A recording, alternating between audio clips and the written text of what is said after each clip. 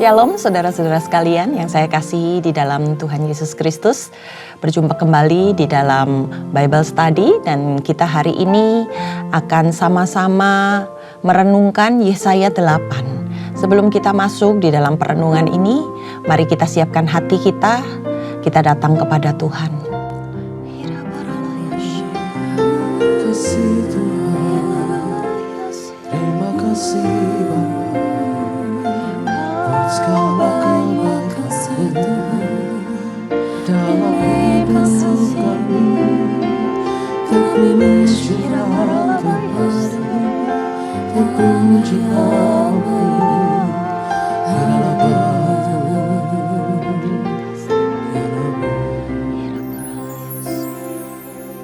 tak usah ku takut,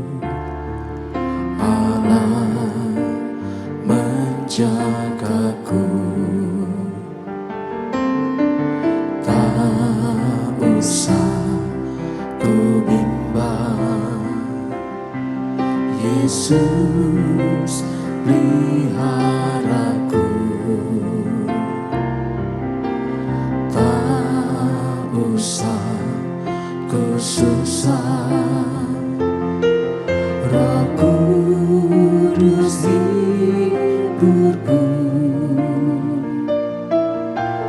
tak usah ku cemas,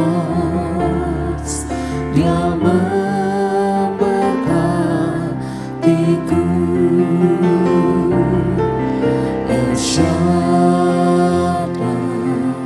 El Shaddai, Allah Maha Kuasa.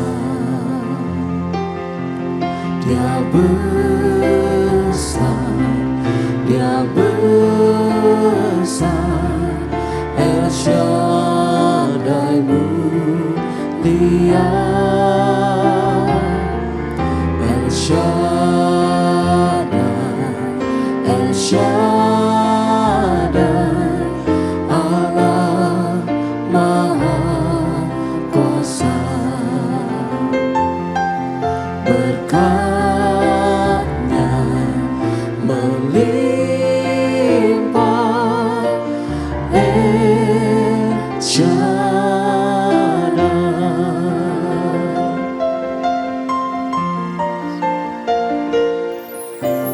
Tak usah ku takut, Allah menjagaku, tak usah ku bimbang. Yesus peliharaku, tak usah ku susah. Roh Kudus hiburku, tak usah ku cemas, Dia memberkatiku. El Shaddai, El Shaddai, Allah Maha Kuasa. Dia besar, Dia besar, El Shaddai mulia, El Shaddai, El Shaddai, Allah Maha Kuasa. Berkat-Nya melimpah, El Shaddai, El Shaddai, El Shaddai, Allah Maha Kuasa.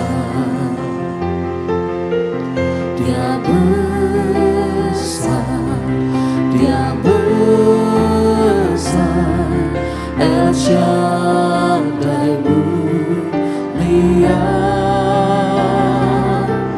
El Shaddai, El Shaddai, Allah Maha Kuasa. Berkatnya melimpah, El Shaddai.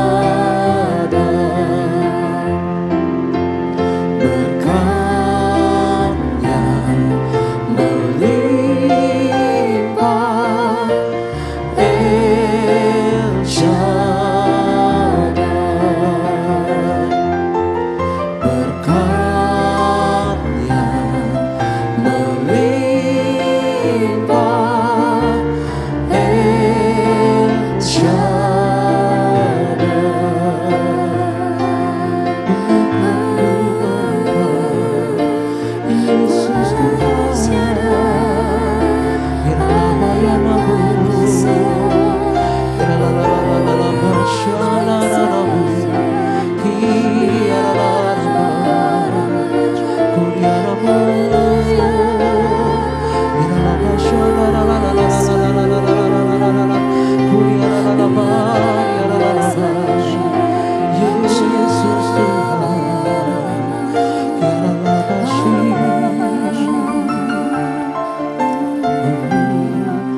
Ku tidak takut,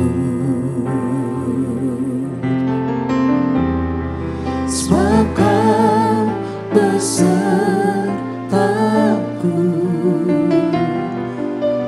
Ku tidak bimbang,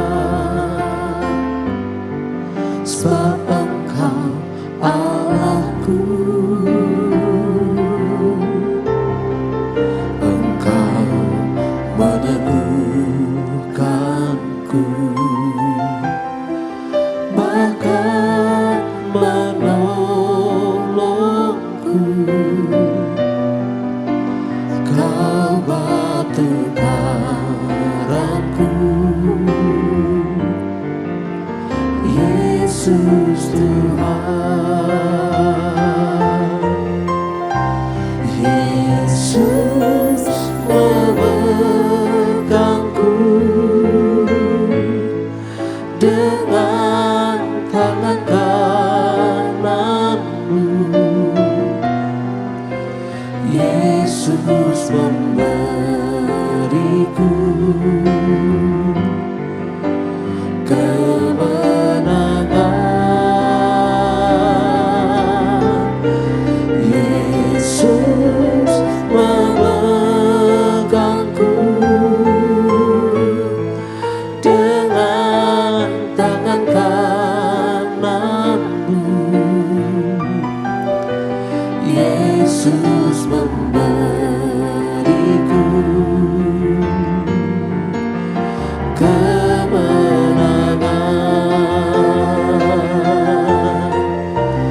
Yesus memegangku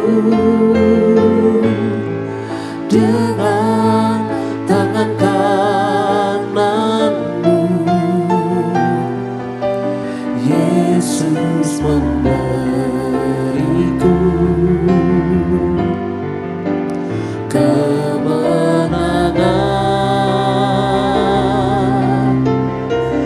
Yesus memegangku dengan tangan kananmu. Yesus memberiku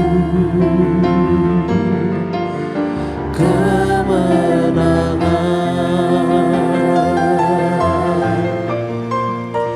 Yesus memberiku kemenangan.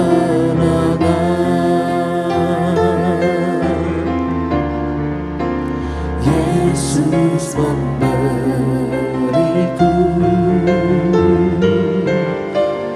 kemenangan.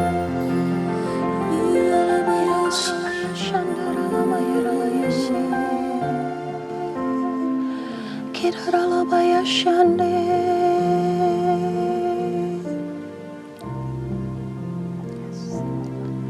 Kami datang di hadapan-Mu ya Tuhan.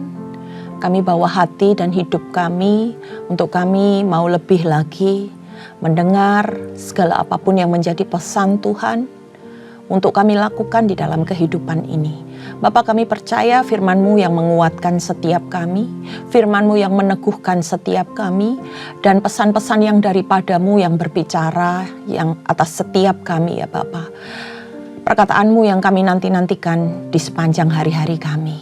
Mari Tuhan, hari ini Tuhan kami minta Engkau bekerja melalui pembelajaran hari ini supaya kami bisa menangkap apa yang menjadi pesan firman Tuhan.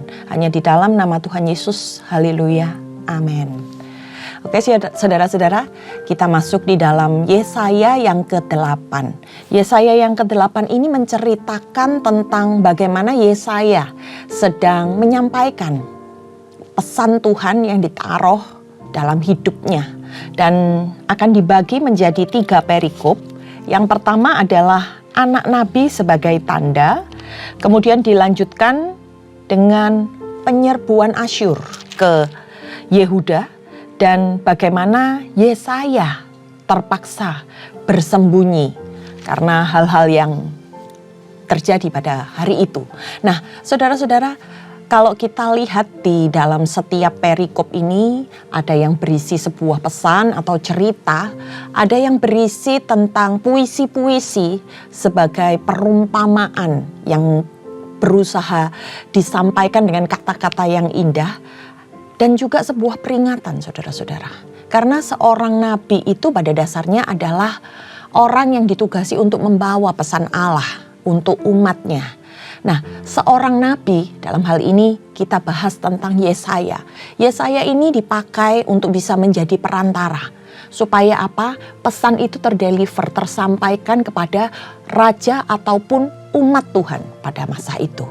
Nah, mari kita baca di dalam Yesaya 8 ayatnya yang pertama. Berfirmanlah Tuhan kepadaku, kepada Yesaya ya saudara-saudara. Ambillah sebuah batu tulis besar dan tuliskanlah di atasnya dengan tulisan biasa. Maher, Shalal, Has-Bas. Maka aku memanggil 2 saksi yang dapat dipercaya, yaitu Imam Uriah dan Zakaria bin Yeberekia. Kemudian aku menghampiri istriku, ia mengandung dan melahirkan seorang anak laki-laki. Lalu berfirmanlah Tuhan kepadaku, namailah dia Maher Shalal Has-Bas. Sebab sebelum anak itu tahu memanggil bapak, ibu, maka kekayaan Damsyik dan jarahan Samaria akan diangkut di depan Raja Asyur. Nah, saudara-saudara, kalau kita perhatikan di ayat yang pertama sampai ayat yang keempat ini, di mana perikopnya adalah anak nabi sebagai tanda. Nah, yang dimaksud dalam ayat ini adalah anak dari Nabi Yesaya yang akan dipakai oleh Tuhan sebagai sebuah tanda untuk berjalannya sebuah peristiwa. Nah, dikatakan di ayat yang pertama, sebuah batu dengan tulisan yang besar, di mana batu ini sebagai sebuah pertanda yang menyampaikan sebuah peringatan. Kemudian Yesaya disuruh menulis besar-besar kata Maher, Shalal, Has-Bas, yang kalau dicari artinya saudara-saudara, ini akan berbicara tentang perampasan atau penjarahan yang sangat cepat. Nah, kemudian di ayat yang keempat dijelaskan bahwa ini ditujukan untuk siapa? Musuh-musuh kerajaan Yehuda pada masa itu, yaitu Damsyik dan Samaria. Nah, disebut juga di ayat yang berikutnya bahwa Imam Uriah dan Zakaria ini adalah imam yang bertugas pada pemerintahan Raja Ahaz waktu itu.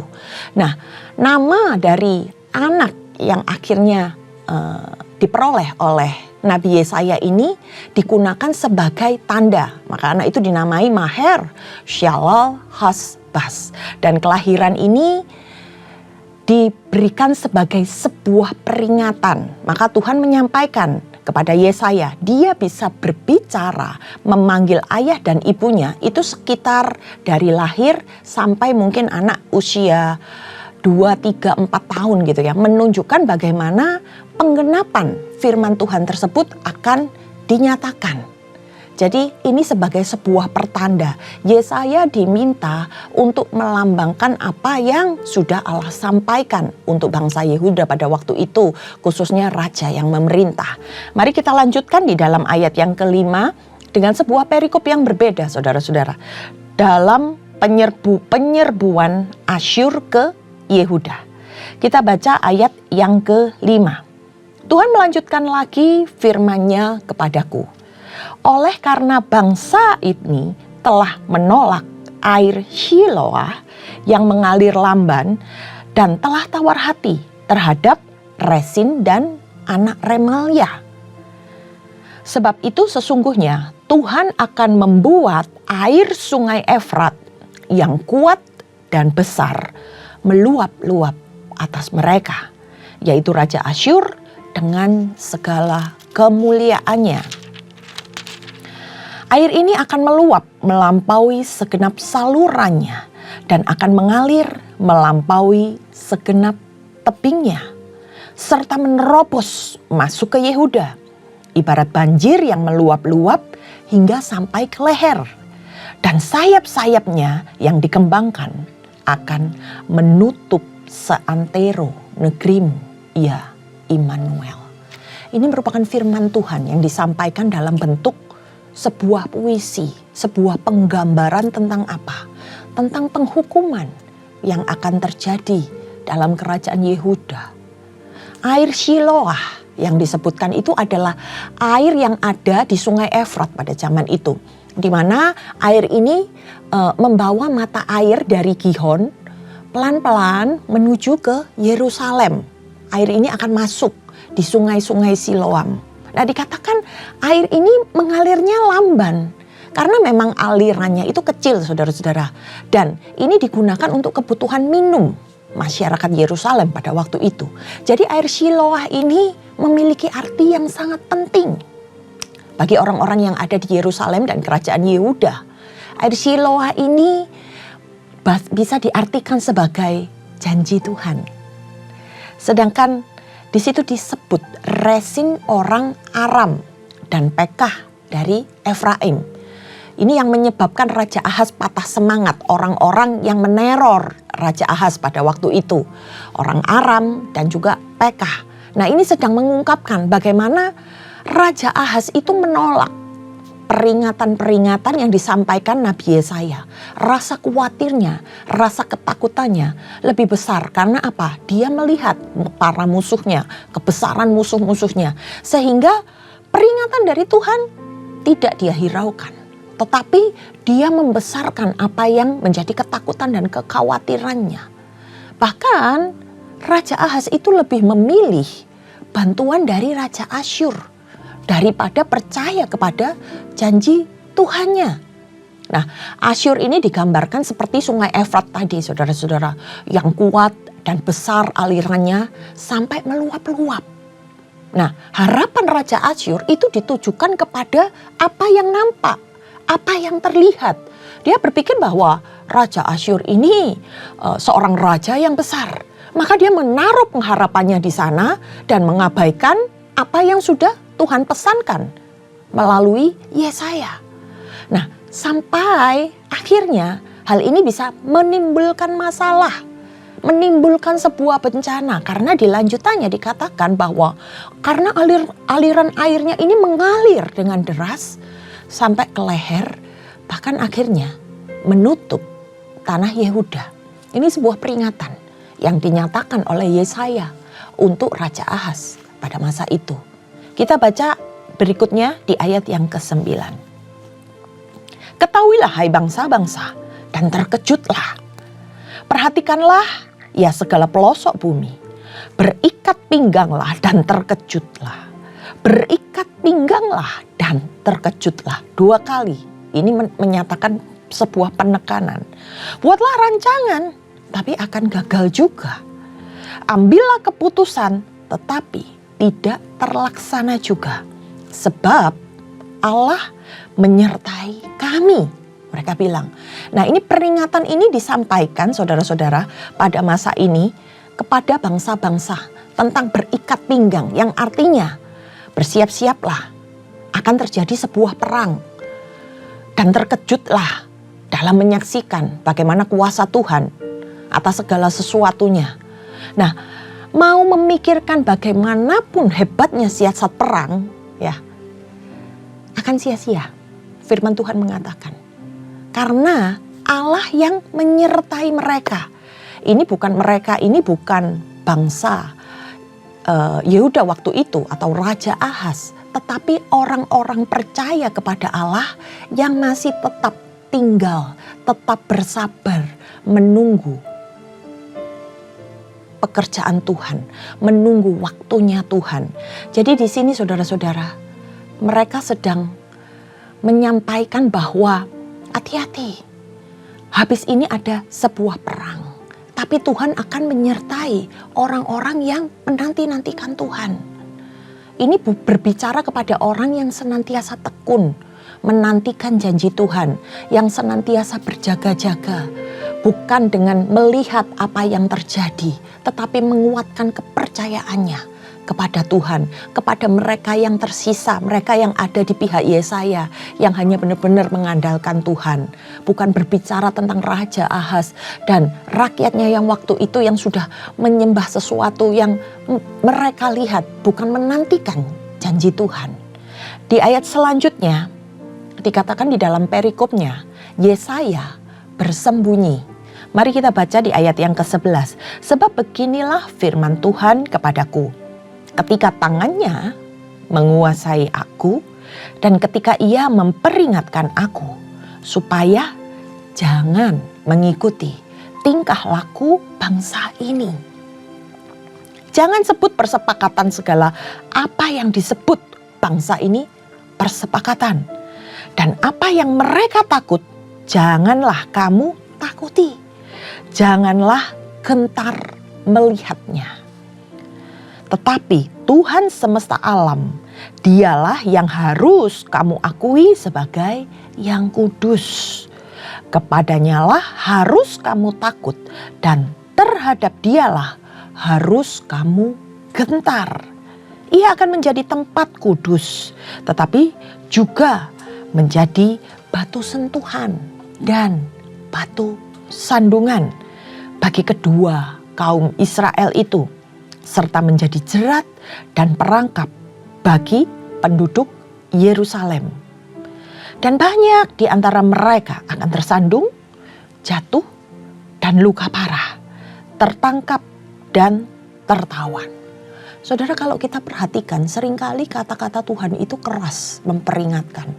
Tapi seringkali kita lihat bagaimana orang yang diberi pesan itu tetap mengeraskan hati dan tetap bertahan kepada pendiriannya. Di sini Yesaya itu sedang menjelaskan perannya sebagai seorang nabi, di mana dia sedang menyampaikan perkataan demi perkataan Tuhan, peringatan Tuhan untuk mereka dengar, untuk mereka lakukan. Tuhan itu Allah yang berkuasa, dan dikatakan ketika tangan Tuhan menguasai dia itu adalah Yesaya, dan memperingatkan supaya Yesaya ini jangan mengikuti tingkah laku bangsa Yehuda yang ada di bawah pemerintahan Raja Ahaz pada waktu itu. Ini sebuah beban profetis, saudara-saudara. Ketika Yesaya ada di dalam dunia, di tempat di mana dia ada, dia membawa pesan dari Tuhan dan dia menjalankan kehidupannya sebagai rakyat yang dipimpin oleh Yesaya. Tapi dia sedang menyampaikan sebuah perkataan profetis. Dan sebagai seorang nabi, dia harus menjalankannya. Dia harus tetap dengar-dengaran dan melakukan apa yang menjadi perintah dan pesan Tuhan tersebut.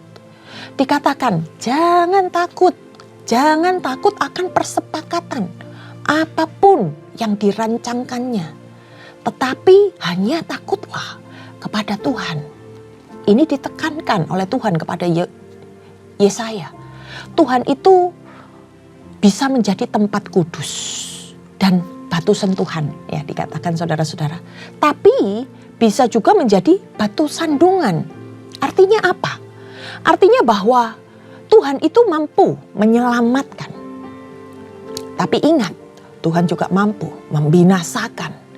Buat orang-orang yang mengandalkan Tuhan, mereka tahu bahwa Tuhan, Dia adalah sebuah tempat yang kudus, di mana ketika mereka datang kepada Tuhan, mereka akan merasa aman, mereka akan merasa terlindung, dan tidak takut terhadap segala sesuatu yang mungkin nampak dalam kehidupan mereka pada masa itu. Tuhan yang menjadi pegangan hidup mereka. Tetapi dikatakan, selain Tuhan menjadi tempat kudus dan batu sentuhan, juga sebagai batu sandungan. Maksudnya seperti apa? Batu sandungan itu artinya bisa membuat mereka terjatuh celaka apabila mereka tidak mau percaya dan mendengar firman Tuhan. Dahsyat saudara-saudara ayat ini. Membuat kita itu tersadar bahwa kita harus hidup di dalam Tuhan itu harus dalam kebenaran. Harus serius. Tidak boleh kita main-main. Karena apa yang Tuhan sampaikan bisa menjadi batu sandungan di dalam kehidupan kita apabila kita tidak mau dengar-dengaran dan tidak mau melakukannya. Kita bisa menjadi celaka apabila kita tidak taat dengan apa yang menjadi pesan firman Tuhan. Nah, firman Tuhan ini datang untuk memperingatkan sekaligus menyelamatkan kita, saudara-saudara. Jadi bukan cuma sebagai sekedar bahan gosip, bahan tertawaan, apalagi perdebatan. Tapi apa yang Tuhan sampaikan itu mempunyai kuasa bagi setiap orang yang mau percaya dan mau menjalankannya. Dan ini berlaku juga di dalam kehidupan kita di masa kini. Bahwa segala sesuatu yang Tuhan perkatakan itu ya dan amin. Mungkin hari ini kita menunggu, tapi tetap percaya dengan apa yang Tuhan sampaikan, yang Tuhan nyatakan. Bukan dikhawatirkan dengan apa yang kita lihat, keadaan yang kita alami hari ini. Yesaya mengingatkan kita, ada kuasa Tuhan bagi setiap orang yang percaya. Nah, di ayat yang ke-15 ini disampaikan, akan banyak di antara mereka yang tersandung, terjatuh, terluka parah, sehingga membuat mereka tertangkap dan tertawan oleh musuh. Nah, kita lanjutkan saudara-saudara di ayat yang ke-16. Aku harus menyimpan kesaksian ini dan memateraikan pengajaran ini di antara murid-muridku, kata Yesaya. Dan aku hendak menanti-nantikan Tuhan yang menyembunyikan wajahnya terhadap kaum keturunan Yakub. Aku hendak mengharapkan Dia.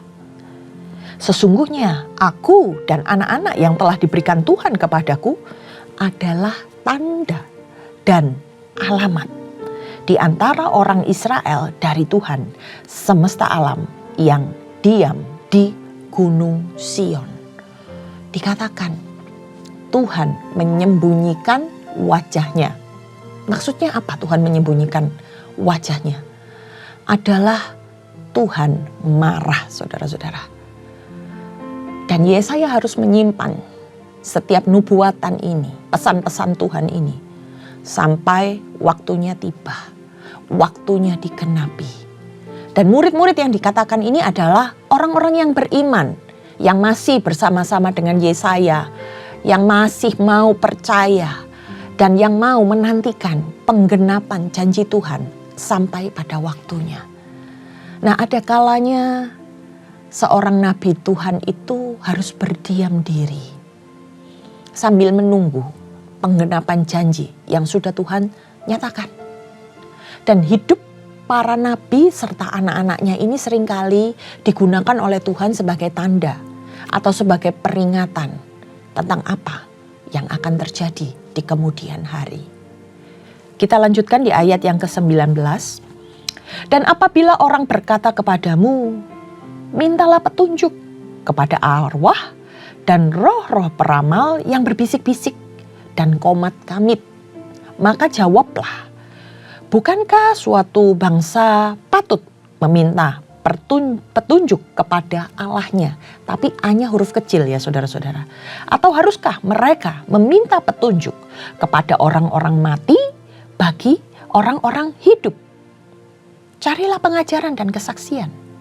Siapa tidak berbicara sesuai dengan perkataan itu, maka baginya tidak terbit fajar. Mereka akan lalu lalang di negeri itu, melarat dan lapar. Dan apabila mereka lapar, mereka akan gusar dan akan mengutuk rajanya dan Allahnya. Mereka akan menengadah ke langit dan akan melihat bumi, dan sesungguhnya hanya kesesakan dan kegelapan, kesuraman yang menghimpit, dan mereka akan dibuang di dalam kabut. Ini sebagai akibat kalau Tuhan memalingkan wajahnya. Maka mereka akan berusaha untuk mencari hal lain. Mereka akan mencoba mencari alternatif kepada arwah-arwah, roh nenek moyang, ataupun kuasa kegelapan lainnya. Ini yang seringkali dilakukan oleh manusia. Dikasih peringatan sama Tuhan gak nurut, tapi malah mencari alternatif lain. Hal-hal yang mendukakan hati Tuhan. Maka Yesaya mengingatkan, cari pengajaran dan kesaksian yang benar dari Allah. Dan bagaimana para nabi-nabi yang benar-benar diutus oleh Allah untuk bisa menyampaikan suatu kebenaran. Supaya mereka itu tidak hidup di dalam kegelapan. Dan supaya mereka tidak binasa. Tetapi mereka bisa berjalan menuju terang. Saudara-saudara, kalau saudara-saudara perhatikan. Di ayat yang ke-21 dan 22 ini diingatkan. Efek ketika kita tidak mengindahkan pesan ataupun firman Tuhan. Di ayat selanjutnya yang ke-23 sebagai penutup ayat ini, pasal ini, tetapi tidak selamanya akan ada kesuraman untuk negeri yang terimpit itu.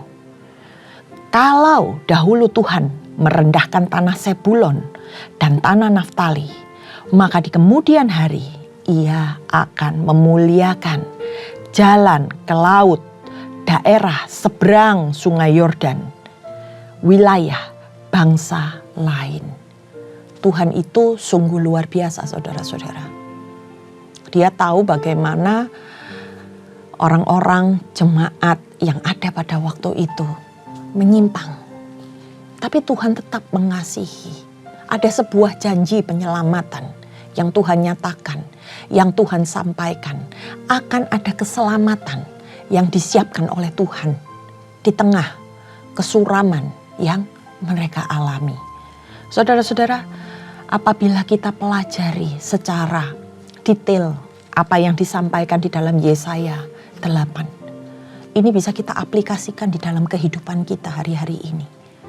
Bagaimana seringkali kita itu khawatir, kita itu takut dengan apa yang terlihat di hari-hari kita, apa yang kita jalani. Sementara kita ini sebenarnya percaya bahwa pasti ada pertolongan Tuhan. Pasti ada kuasa Tuhan yang sedang menuntun kita menuju jalan-jalannya. Tapi seringkali kita itu dikecohkan dengan apa yang kelihatan dan membuat kita berpaut kepada sesuatu yang lain, sesuatu yang kelihatan. Melalui Yesaya menyampaikan pesan firman Tuhan di ayat yang ke-8 ini. Kiranya kita semua harusnya paham bahwa Tuhan itu mengarahkan segala sesuatu menuju kebaikan. Tuhan menjanjikan segala sesuatu yang pasti akan Dia genapi. Tuhan hanya ingin supaya kita tekun di dalam menjalankan kehidupan kita dan tetap menguatkan kepercayaan kita sampai waktunya tiba. Jangan sampai Tuhan menyembunyikan wajahnya karena perlakuan kita, karena kedegilan hati kita, karena kebebalan kita. Tapi mari saudara-saudara, sama-sama kita senantiasa dengar-dengaran dan mencari pengajaran-pengajaran yang benar yang bisa menguatkan hati kita. Memang perlu waktu, memang perlu proses untuk bisa menyelesaikan segala sesuatunya. Tapi di situ Tuhan tuntut bagaimana kita bisa melewati itu dan kita bisa melihat bahwa senantiasa ada penyertaan dan pertolongan Tuhan ketika kita melewatinya. Jangan pernah kita tidak mengindahkan pesan dan firman Tuhan di dalam kehidupan kita. Baik saudara-saudara, itu yang bisa saya sampaikan dari Yesaya 8. Kiranya firman ini bisa menjadi sebuah pesan dari Tuhan untuk kita jalankan di dalam kehidupan kita hari-hari ini. Mari kita tundukkan kepala. Kami bersyukur Tuhan kalau kami boleh melihat bagaimana Tuhan itu Alfa dan Omega, yang awal dan yang akhir. Tuhan yang ada pada masa itu, Tuhan juga yang ada pada masa sekarang ini. Kalau Tuhan berbicara melalui Yesaya, hari ini kami diingatkan Tuhan. Melalui pesan-pesan-Mu hari ini. Bagaimana kami harus menguatkan percaya kami kepada Engkau. Bagaimana Engkau adalah Allah yang rindu untuk menyelamatkan setiap kami. Dan kami harus taat, setia dan tekun di dalam menjalankan setiap proses yang kami hadapi hari-hari ini. Kami hanya mau Tuhan untuk menguatkan kepercayaan kami lebih dan lebih lagi kepadamu. Kami hanya mau Tuhan melakukan setiap perintah-perintah-Mu dan menaati setiap pesan-pesan-Mu ya Bapa. Kami mau serahkan ya Tuhan setiap pergumulan kami ya Tuhan yang kami hadapi hari ini. Karena kami percaya waktunya Tuhan akan tiba. Dan janji-Mu yang akan menggenapi segala sesuatunya. Untuk itu seluruh kehidupan kami serahkan hanya di dalam nama Tuhan Yesus Kristus. Haleluya. Amin. Terima kasih sudah mengikuti Bible Study hari ini.